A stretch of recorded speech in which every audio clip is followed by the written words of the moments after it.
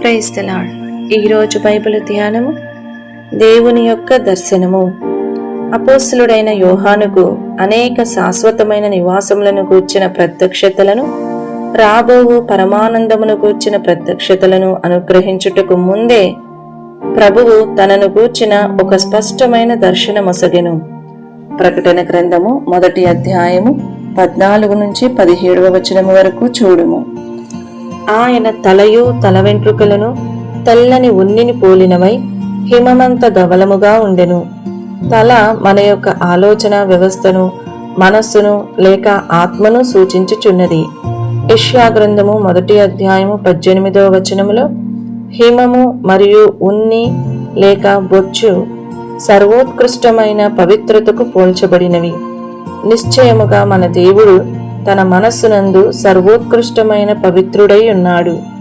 మనము సహా అదే పవిత్రతను కలిగి ఉండవలనని ఆయన కోరుచున్నాడు. ఆయన నేత్రములు అగ్ని జ్వాలవలే ఉండెను. కన్నులు అనగా ఆత్మీయ దర్శనము. దేవునికి సంబంధించినంత వరకు అన్ని విషయములు ఆయనకు పారదర్శకముగానున్నవి. అయితే మనకు సంబంధించినంత వరకు మన యొక్క దర్శనము అగ్ని జ్వాలవలే ప్రకాశవంతముగా ఉండవలననిచో మన యొక్క తలంపులు, ఆలోచనలు పవిత్రముగాను నిష్కలంకముగాను ఉండవలెను.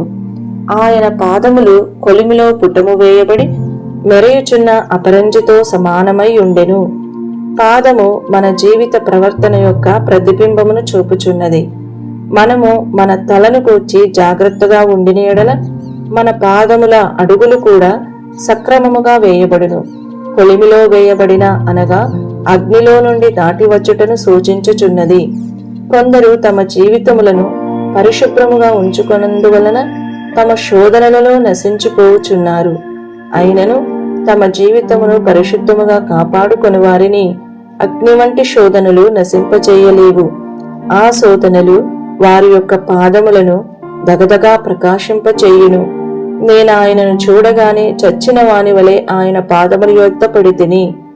ఎవ్వరును దేవుని ముఖాముఖిగా చూచి జీవింపలేరు.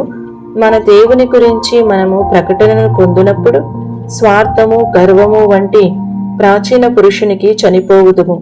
ఆయన తన కుడి చేతిని నా మీద ఉంచి దేవుని యొక్క కుడిహస్తము అనేక విషయములను గూర్చి ప్రస్తావించును. కాని ఇచ్చట అది దేవుని యొక్క పతకమును గూర్చి సూచించుచున్నది.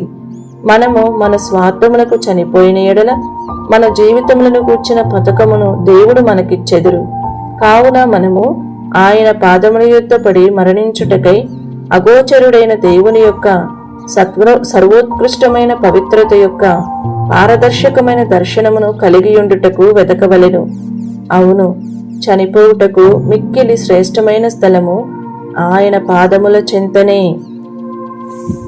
పరిశుద్ధత యందు మహానీయుడైన మా పరమ తండ్రి వలె మీ వలనే మార్చుటకేగా పిలిచితిని. మిమ్మును మహిమా నిరీక్షణతో పరిశుద్ధుడైన మా నాథుడా, ప్రవర్తనలన్నిటిలో మేమిల పరిశుద్ధులుగా జీవించి నీ ఎదుట పరిపూర్ణులుగా మార కృపనియ్యుము. ఈ వీడియో యొక్క పూర్తి స్క్రిప్ట్ కావాలంటే దయచేసి డిస్క్రిప్షన్లో చూడండి. ఈ వీడియో ఆంగ్లము మరియు హిందీ భాషలలో కావాలంటే ఛానల్ను సబ్స్క్రైబ్ చేయండి మరియు వీడియోలను క్రమంగా అనుసరించండి. Praise the lord.